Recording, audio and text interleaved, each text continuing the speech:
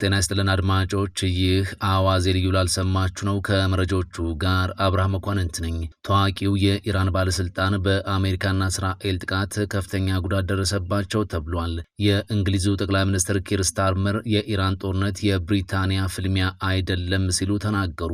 ፕሬዚዳንት ዶናልድ ትራምፕ አሜሪካ በሆርሙዝ ሰርጥ ነዳጅ አታስገባም፣ ወደፊትም ልትወስድ አትፈልግም ሲሉ ገልጸዋል። እነዚህንና ሌሎች ጉዳዮችን በዝርዝር እናስደምጣችኋለን። አብራችሁን ቆዩ።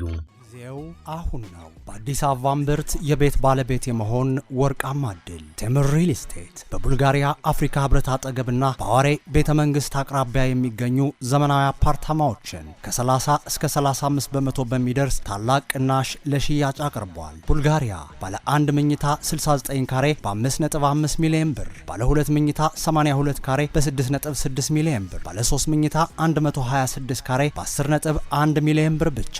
አዋሬ ባለ 1 መኝታ 80 ካሬ በ5 ሚሊዮን 560 ሺህ ብር፣ ባለ 3 መኝታ 131 ካሬ በ9.1 ሚሊዮን ብር በ20 በመቶ ቅድመ ክፍያ የህልሞን ቤት በእጆ ያስገቡ። በተጨማሪ የንግድ ሱቆችንም በ3.9 ሚሊዮን ብር ጠቅላላ ክፍያ ከ900 ሺህ ብር ቅድመ ክፍያ ጀምሮ ማግኘት ይችላሉ።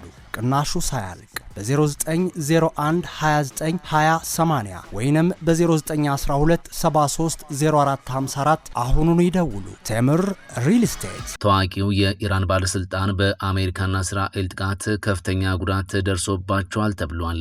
በቴህራን በሚገኘው መኖሪያ ቤታቸው ላይ በአሜሪካና እስራኤል በተፈጸመ ጥቃት ከፍተኛው የኢራን የውጭ ጉዳይ ፖሊሲ ባለስልጣን በጽኑ መቁሰላቸውን የስፍራው መገናኛ ብዙሃን ዘግበዋል። እንደ ዘገባዎቹ ከሆነ የስትራቴጂክ የውጭ ግንኙነት ምክር ቤት ኃላፊና የቀድሞ የውጭ ጉዳይ ሚኒስትር የነበሩት ካማል ካራዚ በመኖሪያ ቤታቸው ላይ በተፈጸመው ጥቃት የመቁሰል አደጋ ደርሶባቸዋል። ግለሰቡ ለከባድ ጉዳት መዳረጋቸውን ተከትሎ አሁን ወደ ሆስፒታል የተወሰዱ ሲሆን ባለቤታቸው ግን በጥቃቱ ምክንያት መገደላቸው ይፋ ሆኗል። ካራዚ በቅርቡ ከዚህ ዓለም በሞት ለተለዩት የኢራኑ የበላይ መሪ አያቶላህ አሊ ካሚኒ ከፍተኛ አማካሪ ከነበሩት መካከል አንዱ የነበሩ ሰው ናቸው። አዲሱ የበላይ መሪ ሞጅታባ ካሚኒም የአባታቸውን ባለስልጣናት ያለምንም ለውጥ ለማቆየት በወሰኑት ውሳኔ መሰረት ካራዚ በነበራቸው የስልጣን ሚና ቀጥለዋልም ተብሏል።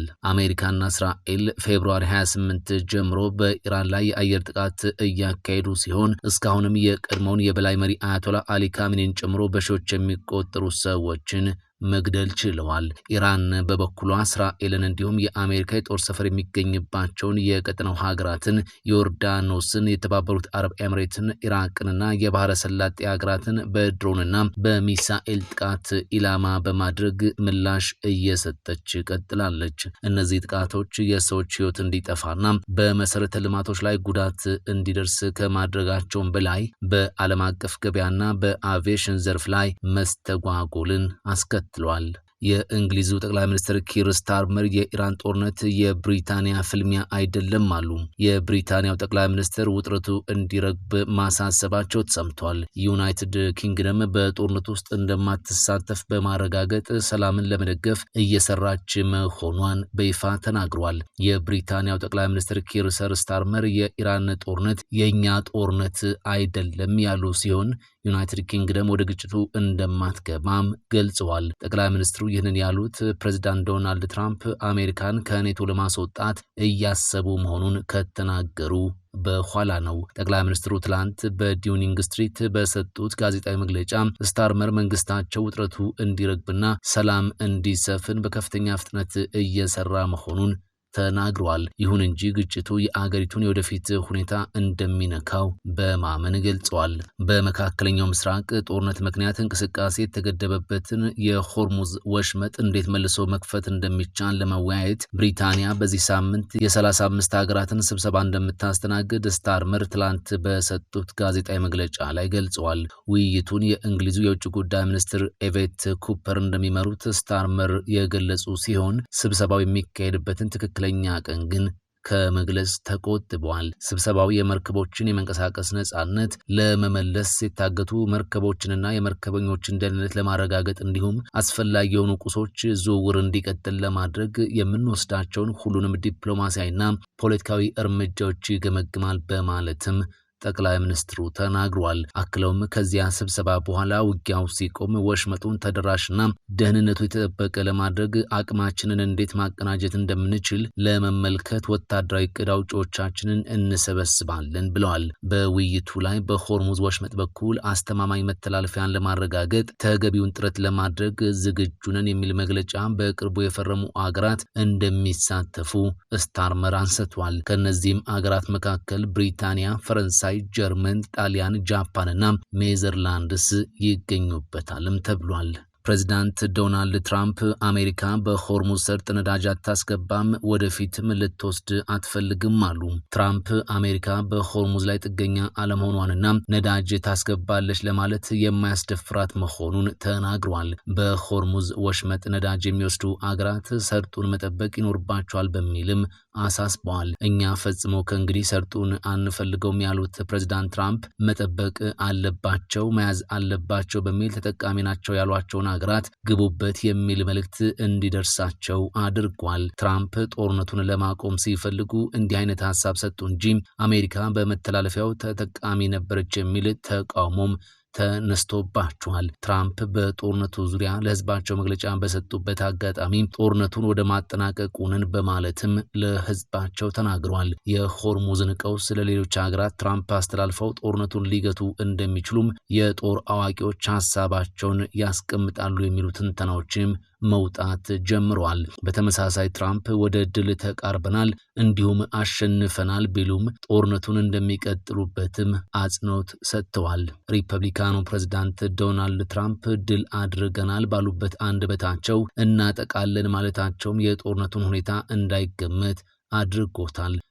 በዋይት ሀውስ ሆነው ለአሜሪካ ህዝብ ብሔራዊ ንግግር ያደረጉት ፕሬዝዳንት ዶናልድ ትራምፕ አሜሪካና እስራኤል ባለፉት 4 ሳምንታት በኢራን ላይ ያካሄዱ ባለው ጦርነት ያደረሱትን ፈጣን ወሳኝና እጅግ አውዳሚ ምት አድንቋል። ይህንንም ወታደራዊ ስኬት ጥቂት ሰዎች ብቻ ከዚህ ቀደም አይተውት የሚያውቁት አይነት ታሪካዊ ድል ሲሉም ገልጸውታል። የኢራን የባህር ኃይል አብቅቶለታል፣ የአየር ኃይሏ ወድሟል፣ አብዛኞቹ መሪዎቿ አሁን ሞተዋል ያሉት ፕሬዝዳንት ትራምፕ የኢራን እስላማዊ አብዮታዊ ዘብ የእዝና ቁጥጥር መዋቅርም አሁን በምናወራበት ሰዓት እየጠፋ ነው ብለዋል። አክለውም አሜሪካ የኢራንን የድሮንና የሚሳኤል አቅም ሙሉ በሙሉ ለማውደም እየሰራች መሆኑን አብራርቷል። ፕሬዝዳንትነቴን ካሳወኩበት የመጀመሪያ ቀን ጀምሮ ኢራን መቼም ቢሆን የኒውክሌር ጦር መሳሪያ እንዳይኖራት እንደማልፈቅድ ቃል ገብቼ ነበር ያሉት ፕሬዝዳንቱ እስላማዊቷ ሪፐብሊክ ከተመሰረተችበት ከ1979 ጀምሮ ሞት ለአሜሪካና ሞት ለእስራኤል ስትል መቆየቷን በማንሳትም አስታውሷል። በተጨማሪም ኢራን ባለፈው ዓመት ለተፈጸመው በርካታ ጥቃቶች የነበራትን አስተዋጽኦና ሚና አጥብቀውም ነቅፈዋል። ትራምፕ በንግግራቸው መጀመሪያ ላይ ዲፕሎማሲን መርጠው እንደነበር፣ ነገር ግን የኢራን አገዛዝ የቀረበለትን የሰላም ጥሪ ውድቅ ማድረጉን አስታውሰዋል። ይህንንም ተከትሎ እስራኤል ከኢራን ጋር በነበራት ውጥረት መሃል ባለፈው ሰኔ ወር በኢራን የኒውክሌር ጣቢያዎች ላይ ጥቃት እንዲፈጸም ትዕዛዝ መስጠታቸውን አስረድቷል። እንደ ፕሬዝዳንቱ ገለጻ ከሆነ ኢራን የኒውክሌር ቦምብ ለማግኘት ጫፍ ላይ ደርሳ ነበር። ስለ አሁኑ ወታደራዊ ዘመቻ ግዝፈት ሲናገሩም በወታደራዊ ታሪክ እንዲህ አይነት ነገር ፈጽሞ ታይቶ አያውቅም፣ ሁሉም ሰው ስለሱ እያወራ ነው በማለትም ገልጸዋል። አሜሪካ በጦርነቱ የያዘቻቸውን ዋና ዋና ስትራቴጂካዊ ግቦች በማጠናቀቅ ላይ ትገኛለች ሲሉም ንግግራቸውን አጠቃለዋል።